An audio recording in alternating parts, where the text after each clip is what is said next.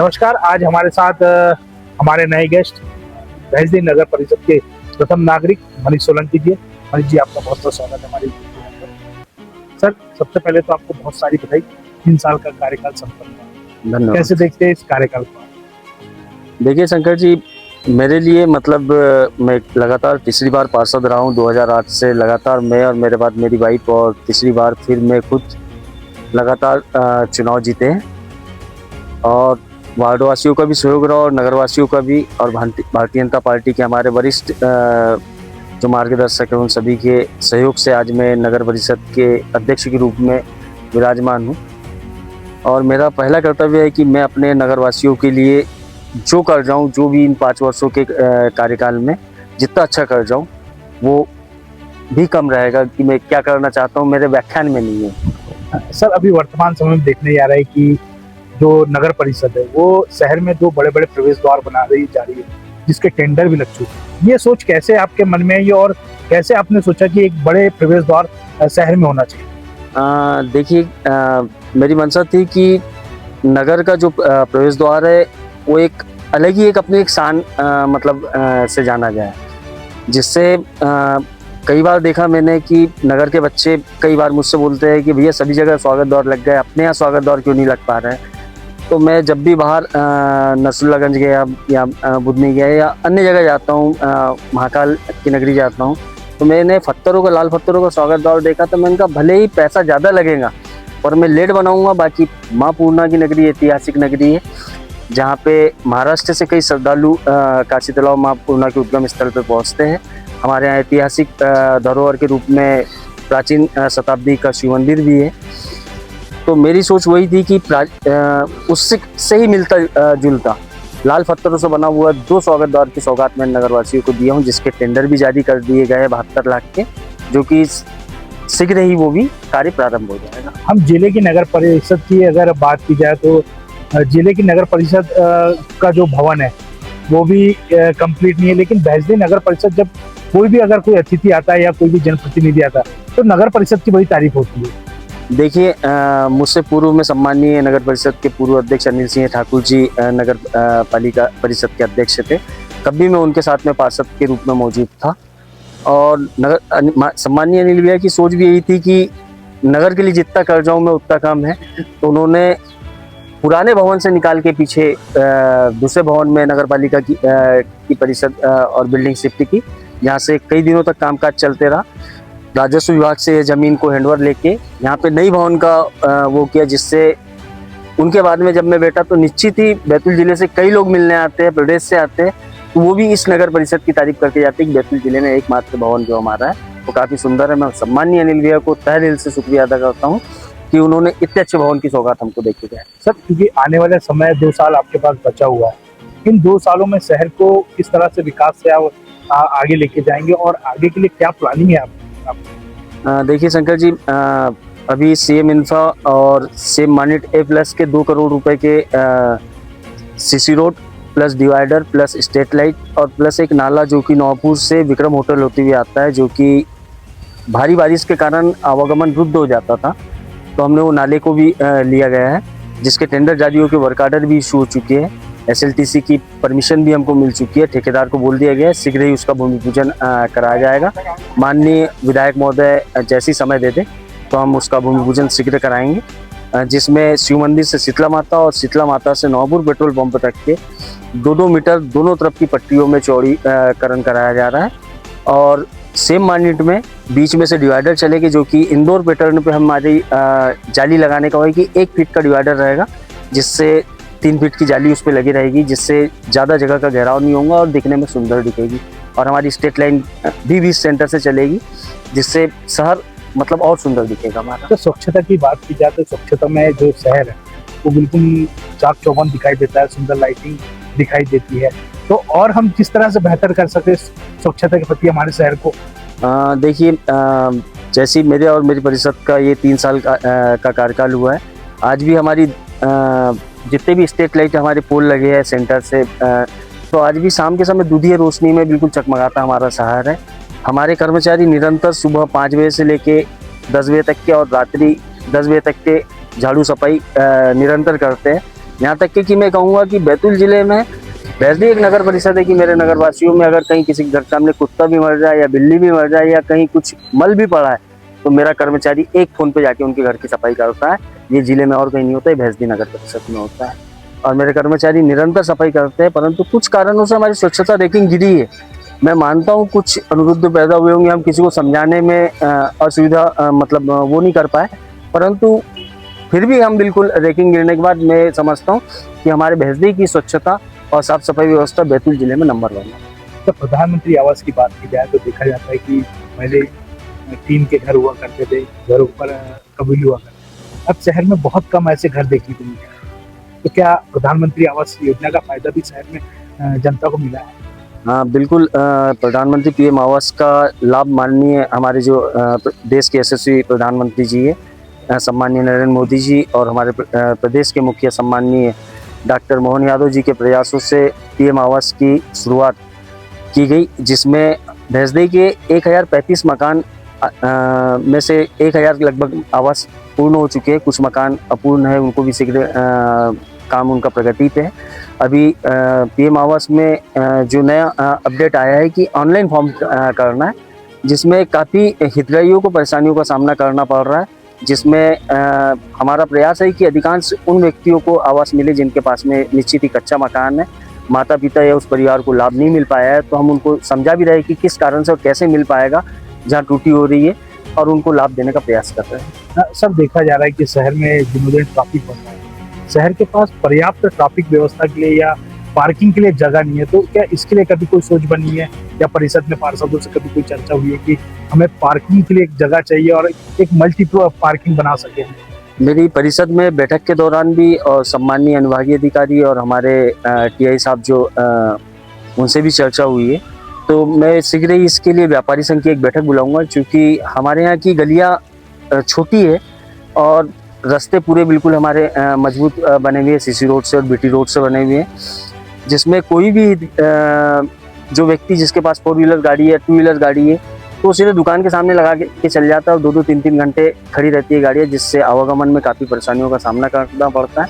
तो हम इसको लेकर माननीय टीआई साहब परिषद हो गई और व्यापारी संघ के अध्यक्ष को लेकर बैठक करेंगे। शीघ्र ही इसके लिए हम माननीय अनुभागीय अधिकारी से मिलकर कि शीघ्र इसका टेंडर जारी करेंगे कि जिससे ट्रैफिक व्यवस्था में सुधार। सर हम देखते हैं गर्मी के दिनों में पूरे प्रदेश में पानी के लिए हाहाकार मचा हुआ है, लेकिन भैंसदी नगर परिषद एक ऐसी परिषद है जो निरंतर हर वार्ड में एक दिन के आड़ में उन्होंने जनता को पानी दिया।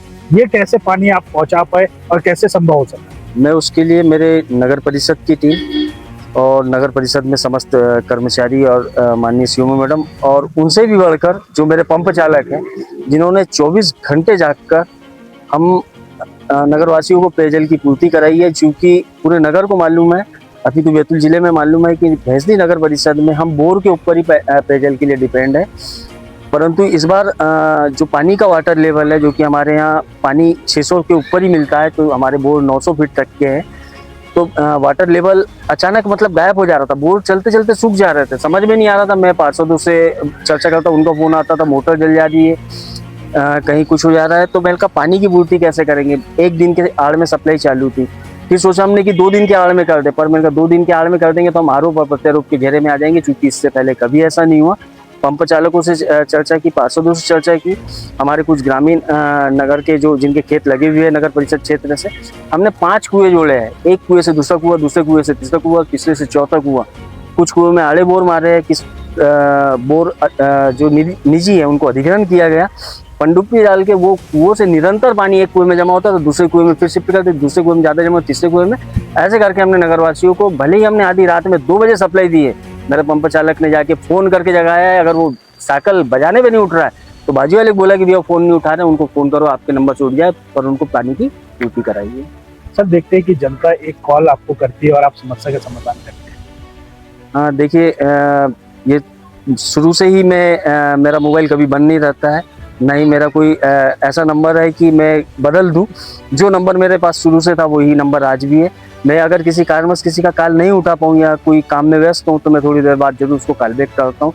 और मेरी परिषद का एक ही उद्देश्य रहता है कि उसका काम आसान हो जाए, क्योंकि उसने मुझे कुछ सोच के फ़ोन लगाया और मैं उसकी बातों पे खरा उतरूँ, यही मेरा प्रयास रहता है। सर देखा एक नई चीज देखने को मिली है परिषद में, जो आरओ का पानी है, वैसे हम अगर देखे जाए तो जो प्राइवेट दुकानें हैं वो 20 रुपए या 40 रुपए में एक कैन पानी की दिया करते हैं, लेकिन आप 1 रुपए में पानी दे रहे हैं घर घर जाकर। देखिए खास बात, मेरे बच्चे बैतूल पढ़ रहे हैं, तो वहाँ पे एक आरओ की मशीन चलती है, तो मैं जब भी आता तो मैं खुद उससे पानी लेने जाता।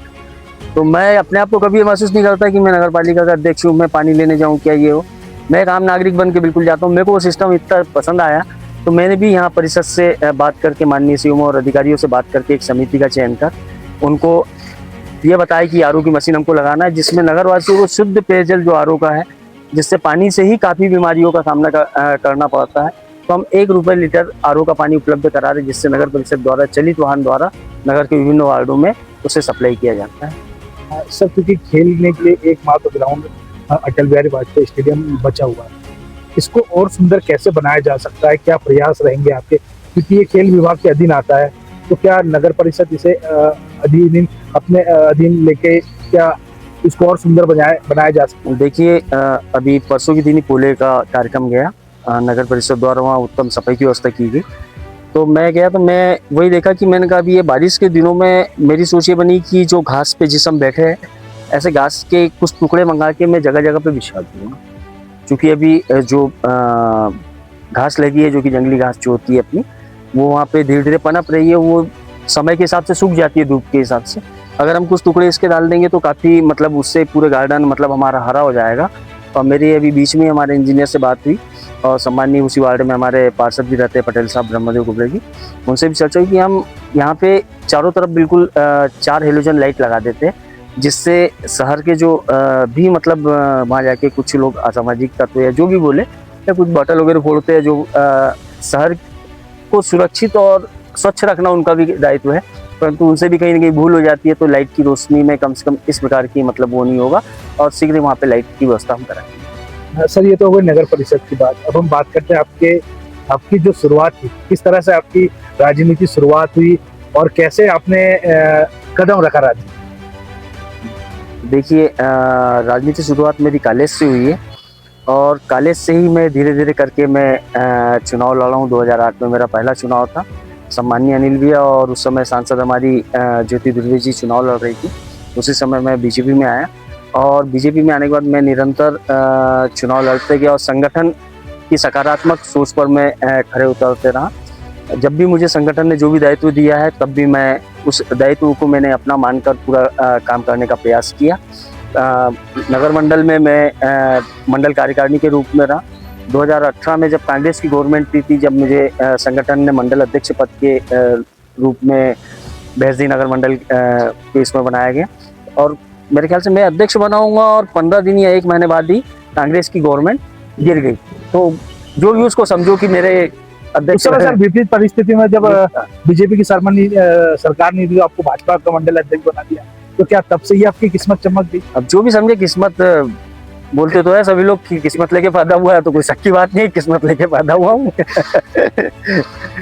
और सर विपक्ष को आप किस तरह से, किस नजरिए से देखते हैं? मैं ये नहीं समझता कि भैंसदी में विपक्ष है, क्योंकि ऐसा कहीं मुझे देखने में नहीं आया है कि भैंसदी में विपक्ष है, कि किसी काम करने में या कुछ करने में हमको रोड़ा उत्पन्न हो रहा है या किसी प्रकार की कठिनाई आ रही है। नगर में या नगर की जनता सब साथ मिल के काम करते हैं और काम बढ़िया हो रहा है। और क्या लगता है आपको आने वाले समय में और क्या बेहतर हो सकता है? आने वाले समय में मैं और मेरी परिषद मिलके बहुत कुछ चेंज करेंगे, जिसमें सड़कों का आपको बता ही दिया है। 8 करोड़ की हमारी पेयजल योजना है, जिसके वर्क आर्डर हमारे जारी कर दिए हैं।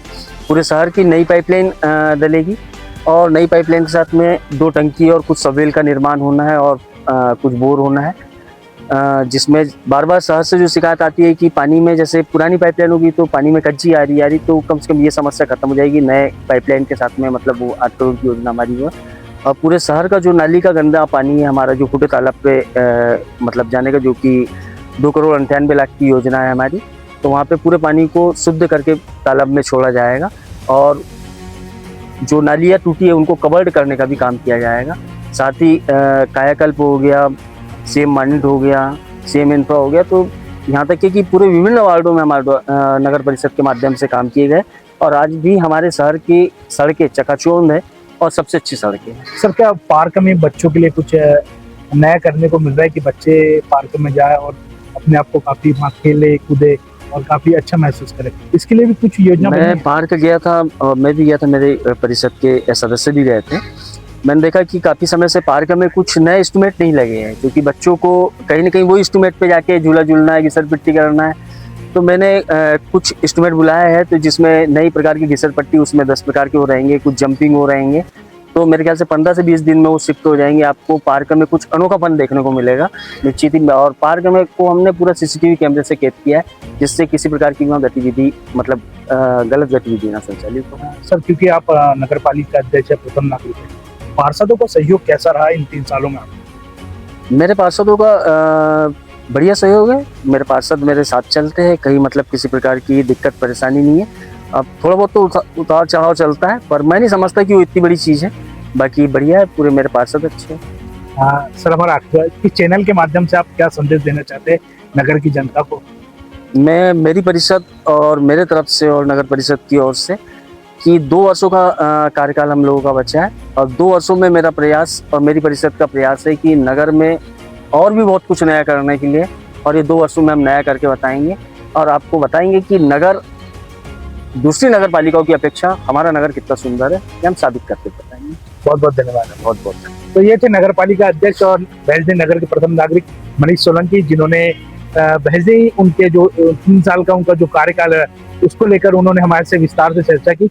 आने वाले समय में हम और किसी इसी तरह से शख्स से हमारे चैनल के लिए बात करेंगे। नमस्कार।